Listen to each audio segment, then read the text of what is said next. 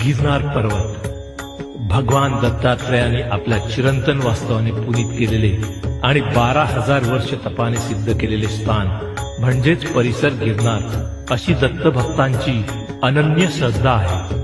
गिरनार पर्वतावर एका ठिकाणी तुम्हाला पेटलेली धुनी दिसेल। आपण जी अखंड धुनी म्हणतो ती हीच होय। ही दत्तधुनी 5,000 वर्षापासून असलेली अखंड धुनी आहे। ही धुनी एक दैवदुर्लभ देणगी आहे। आजही ती धुनी दर सोमवारी सकाळी सुमारे तासाभरासाठी प्रकट होते।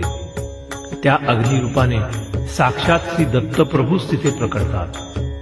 कमंडलू कुंडस्थानी असलेले साधू सुमारे 5-6 मण काष्ट पिंपळाची लाकडे समर्पित करतात आणि एका विशिष्ट क्षणी आपल्या डोळ्याचे पातळ लवण्याच्या आतच श्री दत्तात्रेय निर्मित स्वयंभू अग्निनारायणाची 2 पुरुष उंचीची ज्वाला प्रकटते। श्रद्धावान भक्तास त्यामध्ये साक्षात दत्तप्रभूंचे दर्शन होते।